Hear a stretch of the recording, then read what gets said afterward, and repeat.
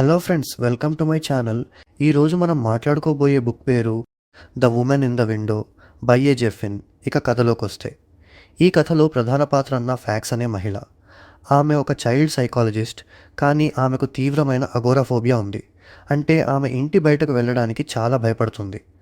అందుకే ఆమె ఒంటరిగా ఇంట్లోనే ఉంటుంది.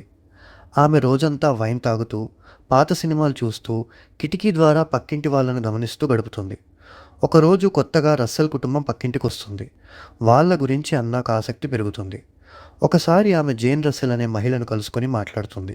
కానీ ఒక రాత్రి కిటికీ నుంచి చూస్తూ ఉండగా అన్న ఒక భయంకరమైన విషయం చూస్తుంది. జేన్ను ఎవరో కత్తితో పొడుస్తున్నట్టు కనిపిస్తుంది. అది చూసిన వెంటనే ఆమె పోలీసులకు ఫోన్ చేస్తుంది. కానీ పోలీసులు వచ్చినప్పుడు పరిస్థితి పూర్తిగా గందరగోళంగా మారుతుంది. అక్కడ మరో మహిళ వస్తుంది. ఆమెనే జేన్ అని చెబుతుంది. ఆమె సురక్షితంగా ఉంటుంది. దీంతో అన్నా చెప్పిన కథను ఎవరూ నమ్మరు. ఆమె మద్యం తాగడం మరియు మానసిక పరిస్థితి కారణంగా పోలీసులు కూడా ఆమె ఊహించుకుందేమో అనుకుంటారు. ఇంతలో అన్నా కూడా తనపై అనుమానం పడుతుంది. నిజంగా చూసిందా లేక తాను ఊహించుకుందా అని. కానీ ఆమె ఆగదు. ఇంట్లో నుంచే పరిశోధన కొనసాగిస్తుంది. కొన్ని చిన్న చిన్న సూచనలు ఆమెకు దొరుకుతాయి. వాటితో రసెల్ కుటుంబంలో ఏదో తప్పు జరుగుతోందని అనిపిస్తుంది. చివరకు నిజం బయటపడుతుంది.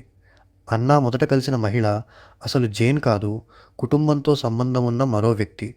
మరింత షాకింగ్ విషయం ఏమిటంటే, అసలు హంతకుడు ఈథన్ రస్సెల్ ఆ కుటుంబంలోని టీనేజ్ కుమారుడు. అతను హింసాత్మక స్వభావం ఉన్న వ్యక్తి. అతనే తన తల్లిని చంపి నిజాన్ని దాచడానికి ప్రయత్నించాడు. చివర్లో ఈథన్ అన్నాపై దాడి చేస్తాడు. కానీ అన్నా ధైర్యంగా ఎదుర్కొని బతుకుతుంది మరియు అతని నిజాన్ని బయటపెడుతుంది. కథ చివరలో అన్న తన భయాన్ని నెమ్మదిగా అధిగమించడం ప్రారంభిస్తుంది. చివరకు ఆమె బయటకు అడుగుపెట్టి నిజ జీవితాన్ని ఎదుర్కొనేందుకు సిద్ధమవుతుంది. ఇలాంటి మరిన్ని వీడియోస్ కోసం మన ఛానల్ని సబ్స్క్రైబ్ చేసుకోండి. మళ్ళీ వచ్చే వీడియోలో ఇంకొక కథ గురించి మాట్లాడుకుందాం.